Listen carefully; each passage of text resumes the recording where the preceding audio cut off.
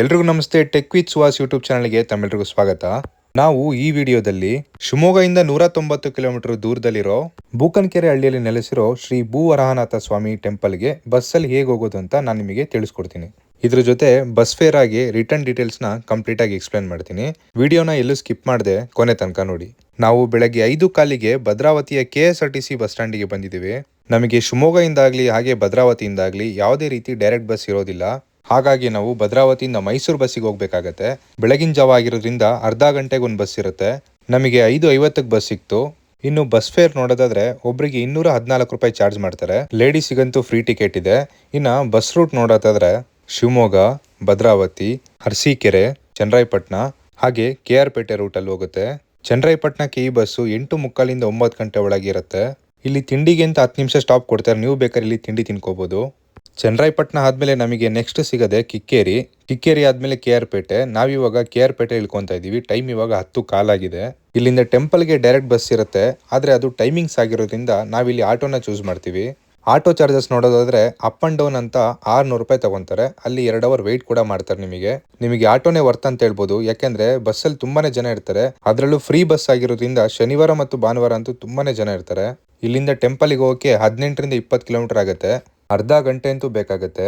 ನೀವು ಇಲ್ಲಿ ಹೋಗ್ಬೇಕಾದ್ರೆ ಟೈಮ್ ಹೋಗೋದೇ ಗೊತ್ತಾಗಲ್ಲ. ಯಾಕೆಂದ್ರೆ ಸುತ್ತಮುತ್ತ ಫುಲ್ ಹಳ್ಳಿ ಆಗಿರೋದ್ರಿಂದ ಎಲ್ಲಿ ನೋಡಿದ್ರು ಗಿಡ ಮರಗಳಿಂದನೇ ತುಂಬಿರುತ್ತೆ.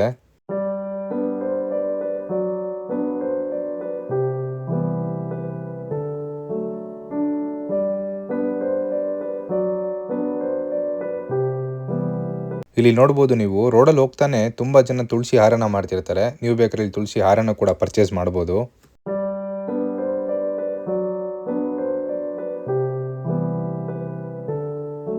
ಇನ್ನು ನಾವು ಹೋಗಿದ್ದಂತೂ ಭಾನುವಾರ ಅಂತೂ ತುಂಬಾನೇ ಜನ ಇರ್ತಾರೆ ಇಲ್ಲಿ. ನೀವೇನಾದ್ರೂ ಓನ್ ವೆಹಿಕಲ್ ಅಲ್ಲಿ ಬರೋ ಪ್ಲಾನ್ ಇದ್ರೆ ಇಲ್ಲಂತೂ ಪಾರ್ಕಿಂಗ್ ತುಂಬಾನೇ ಜಾಗ ಇದೆ. ಪಾರ್ಕಿಂಗ್ ಅಂತೂ ಯಾವುದೇ ರೀತಿ ಸಮಸ್ಯೆ ಇರೋದಿಲ್ಲ ಇಲ್ಲಿ. ನಮಗೆ ಆಟೋದವ್ರು ಇಲ್ಲೇ ಡ್ರಾಪ್ ಮಾಡಿ ನಾವು ಬರೋವರೆಗೂ ಆಟೋದವ್ರು ಇಲ್ಲೇ ವೆಯ್ಟ್ ಮಾಡ್ತಾ ಇರ್ತಾರೆ. ನೀವು ಎಮರ್ಜೆನ್ಸಿಗೆ ಆಟೋ ನಂಬರ್ ಆಗಿ ಆಟೋ ಡ್ರೈವರ್ ನಂಬರ್ನ ನೋಟ್ ಮಾಡ್ಕೊಳ್ಳಿ.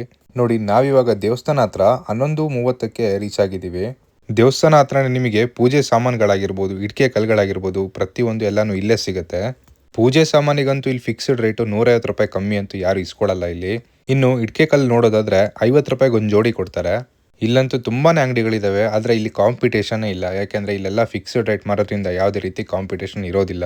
ಇನ್ನು ಈ ದೇವಸ್ಥಾನದ ಬಗ್ಗೆ ತಿಳ್ಕೊಳ್ಳೋದಾದ್ರೆ ಇದು 2500 ವರ್ಷದ ಹಳೆ ದೇವಸ್ಥಾನ ಆಗಿರುತ್ತೆ. ಈ ಟೆಂಪಲ್ ನ ಕಟ್ಸಿರೋದು ಹೊಯ್ಸಳದ ರಾಜ ವೀರ ಬಲ್ಲಾಳ ಅವರು. ಈ ದೇವಸ್ಥಾನ ಸುತ್ತಮುತ್ತ ನೀವೆಲ್ಲಿ ನೋಡಿದ್ರು ಕನ್ಸ್ಟ್ರಕ್ಷನ್ ನಡೀತಾನೆ ಇರುತ್ತೆ. ಇತ್ತೀಚಿನ ದಿನಗಳಲ್ಲಂತೂ ತುಂಬಾ ಜನ ಭಕ್ತಾದಿಗಳು ಬರ್ತಾ ಇದ್ದಾರೆ. ಈ ದೇವಸ್ಥಾನದ ವಿಶೇಷತೆ ಏನು ಅಂತ ಅಂದ್ರೆ, ಈ ದೇವಸ್ಥಾನಕ್ಕೆ ಬಂದು ಇಟ್ಕೆ ಕಲ್ಲು ಹಾಗೆ ಮಣ್ಣ ಪೂಜೆ ಮಾಡಿಸಿ ಮನೆಗೆ ತಗೊಂಡೋದ್ರೆ ನಮಗೆ ಜಾಗ ಮತ್ತೆ ಮನೆ ಕಟ್ಸೋ ತರ ಅಭಿವೃದ್ಧಿ ಆಗುತ್ತೆ ಅಂತ ಎಲ್ಲರ ನಂಬಿಕೆ. ಈ ದೇವಸ್ಥಾನದಲ್ಲಿ ವಿಷ್ಣುವಿನ 3ನೇ ಅವತಾರ ಆಗಿರೋ ವರಾಹನಾಥ ಸ್ವಾಮಿಯವರು ನೆಲೆಸಿರ್ತಾರೆ.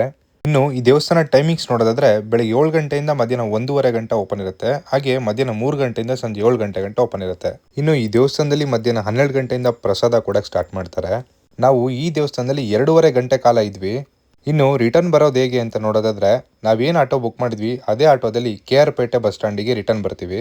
ಇನ್ನು KR ಪೇಟೆಯಿಂದ ನಮ್ಮ ಶಿವಮೊಗ್ಗಕ್ಕೆ ಅರ್ಧ ಗಂಟೆಗೆ ಒಂದು ಬಸ್ ಇದೆ. ಆ ಬಸ್ಸಲ್ಲಿ ರಿಟರ್ನ್ ಬರ್ಬೋದು.